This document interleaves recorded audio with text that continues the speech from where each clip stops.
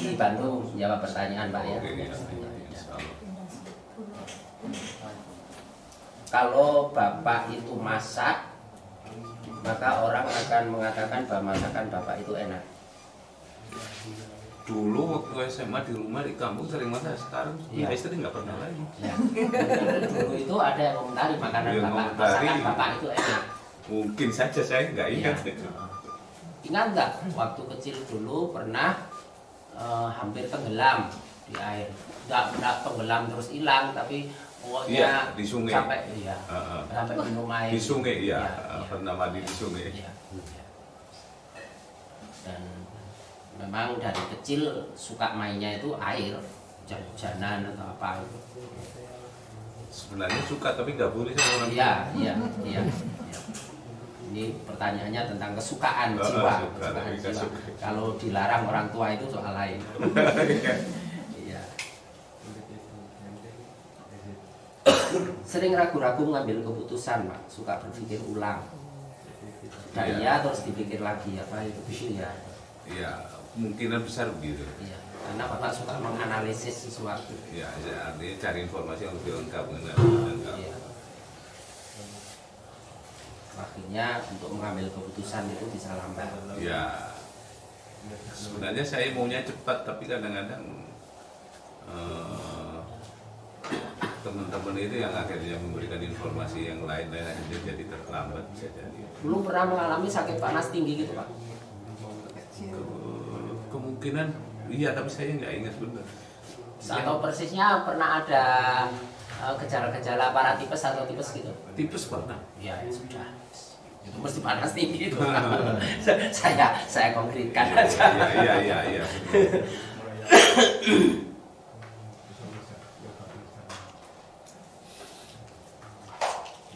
Bapak kadang sih tampak sepertinya pendiam, tapi kalau sudah ngomong bisa sulit direm. Betul. Iya, kalau itu betul. Tapi dari dulu itu Bapak punya kelebihan untuk menerangkan pelajaran ke teman itu malah lebih jelas.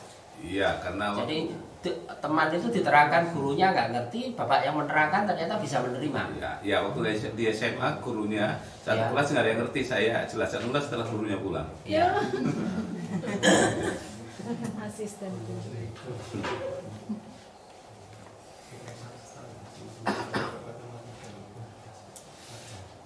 Ada kesukaan juga untuk di bidang ini, koordinir, memanage. Saya terakhir mendirikan perguruan tinggi dan sebelumnya jadi manajer. Ya, sudah. Ya. Cuma dalam pengalaman ada saja yang ngerecoki atau ganggu. Ya, pasti. Ya. Pasti ada masalah. Makanan-makanan dari laut itu pernah jadi favorit, Pak? Pernah suka. Ya, misalnya kepiting, kerang. Ya.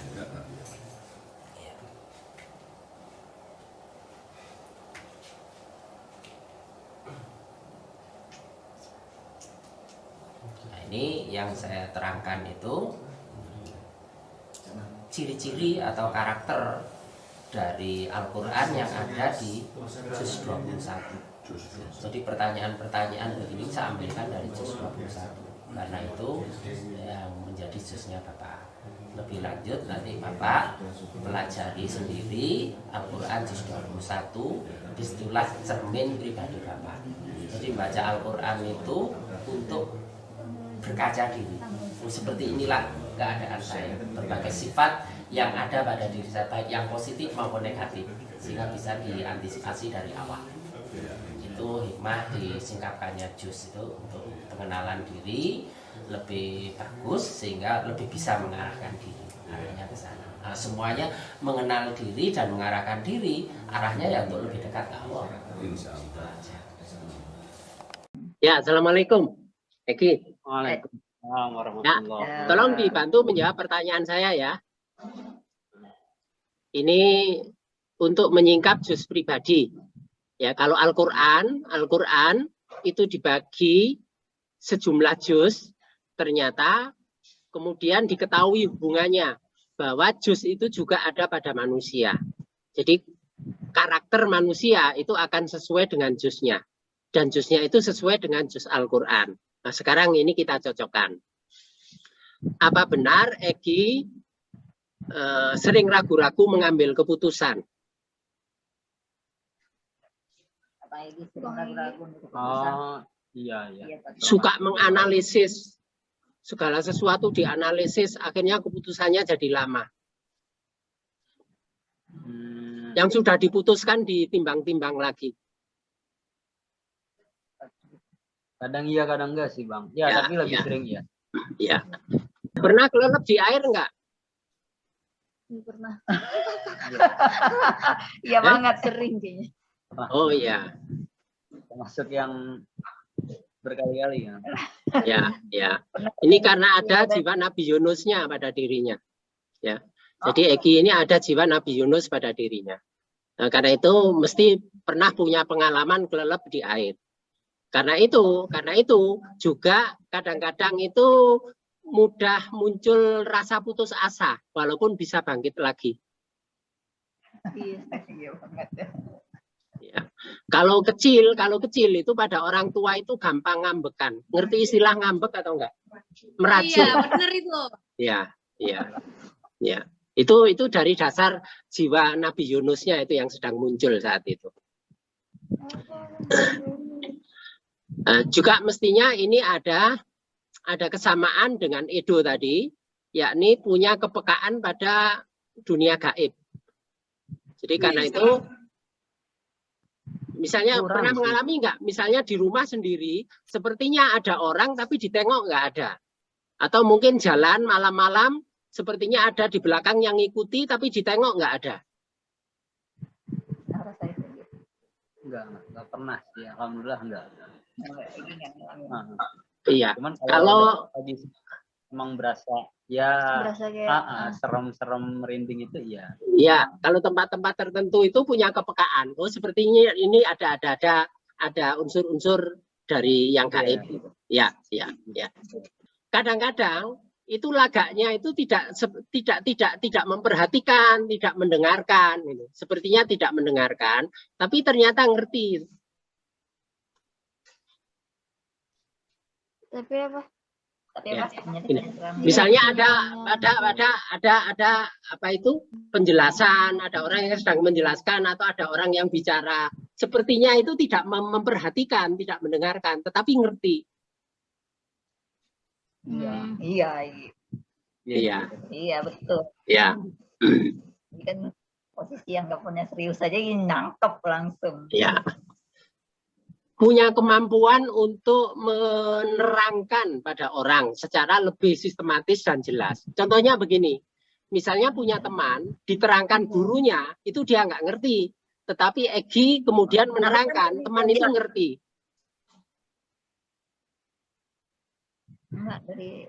Kenapa? Misalnya begini. Betul, Om. Ya, misalnya begini ya. Punya teman, dia ngaku mengatakan dia tidak mengerti dengan apa yang dijelaskan gurunya. Yang dijelaskan ustadznya itu apa, enggak ngerti. Kemudian Egi menerangkan, baru dia itu menjadi ngerti. Oh iya banget. Dari SD Egi kayak gitu. Ya, oh ya. Jadi ini salah satu bakatnya itu memang sebagai pendidik ya. Jadi punya kemampuan untuk mengajar dan juga punya bakat di bidang marketing. Karena itu kadang-kadang pembicaraannya itu kadang lebih besar dari kenyataannya. Jadi ada kecenderungan kadang-kadang mudah melebih-lebihkan. Ya. Mudah melebih-lebihkan. Jadi orang marketing itu kan gitu. Orang marketing itu kan gitu. Iya. Kenapa? Ini karena dalam diri pribadinya itu ada unsur surah An-Naba. Ada unsur-unsur An-Naba. An-Naba itu berita besar. Karena itu kadang-kadang hal yang kecil itu dilihat sebagai sesuatu yang besar. Nah, termasuk sesuatu itu kadang-kadang omongnya itu dilebih-lebihkan. Oke. Jadi ini jusnya jus 21 ya. Eki jusnya jus 21. Jadi yang saya katakan anaba itu tidak ada pada juz 21, tetapi itu perhitungan pada juz itu ada unsur surah 78-nya. Kalau kalau juznya kan dimulai dari surah Al-Ankabut, lanjut Ar-Rum, kemudian Luqman, As-Sajdah, dan terakhir Al-Ahzab. Jadi kalau si Edo tadi itu gampang, nggak mudah ngikuti arus, cenderung kuat pada prinsip. Kalau Egy ini cenderung lebih mudah adaptasi, mudah menyesuaikan dengan lingkungan baru atau teman-temannya. Sifatnya lebih terbuka. Cuma kadang-kadang sering dijadikan kalah-kalahan oleh temannya.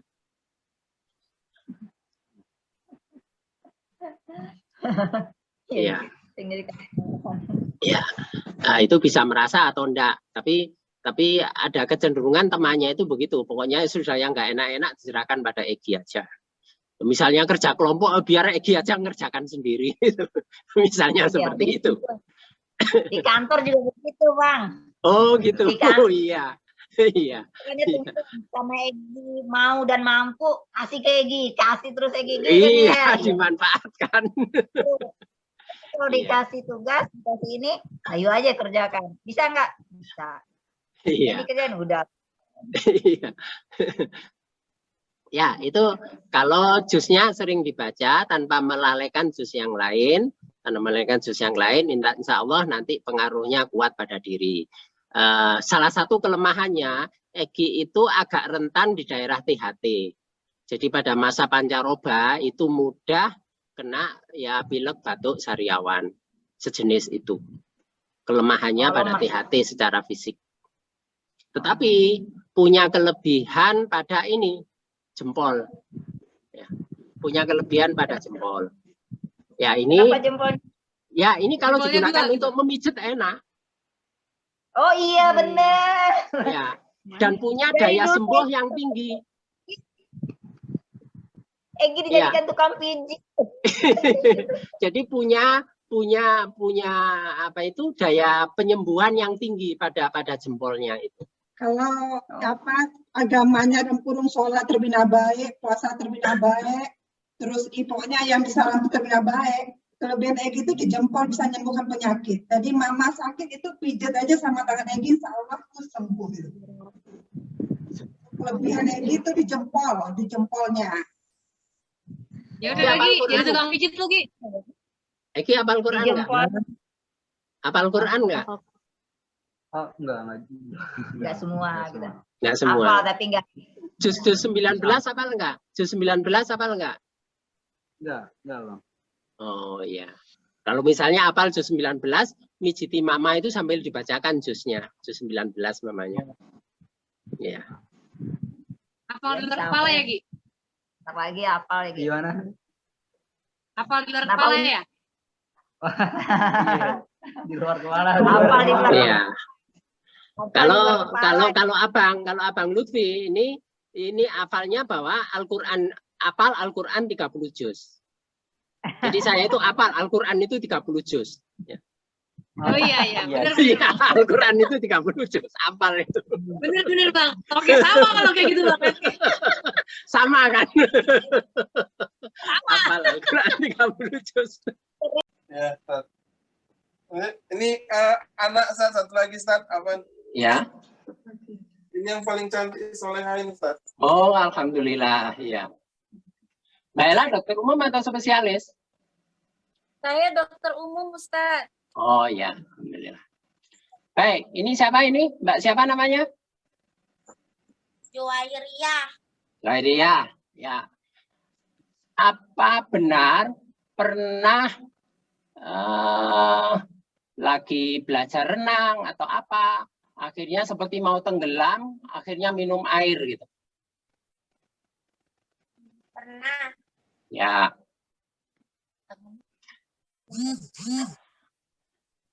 Apa benar Panggilannya siapa? Kadang Kak Iya, Ustadz. Ya, Kadang... ya. Apa benar Kak Iya ini sering ragu-ragu mengambil keputusan? Sering. Ya. Sering. Pernah Kak Iya ada teman itu diterangkan guru itu nggak ngerti-ngerti.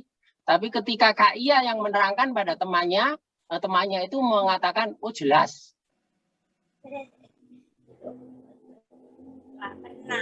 Nggak pernah. Suka bantu mamanya masak enggak? Pernah. Ya. Menurut mamanya, kalau dia dibiarkan masakannya enak enggak? Menurut mamanya ya enak lah, Ustaz. Oh iya. Apa benar kalau mijit-mijit juga enak? Pernah diminta mijit-mijit mamanya atau gitu? Ya menurut mamanya enak, Ustaz. Oh iya. Ya, memang. Nanti misalnya orang lain juga akan merasakan pijitannya itu enak. Karena bakatnya di situ. Kelebihannya, salah satu kelebihannya di situ. Pernah sakit yang gejalanya panas tinggi?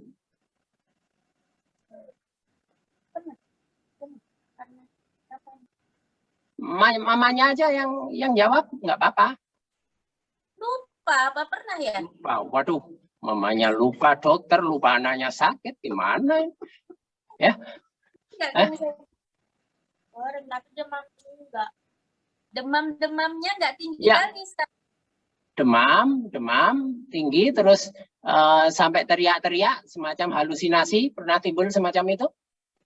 Enggak. Nah. Ya, ini juga apa benar kalau sudah ngomong juga sering sulit dihentikan? Betul. Iya. Ya.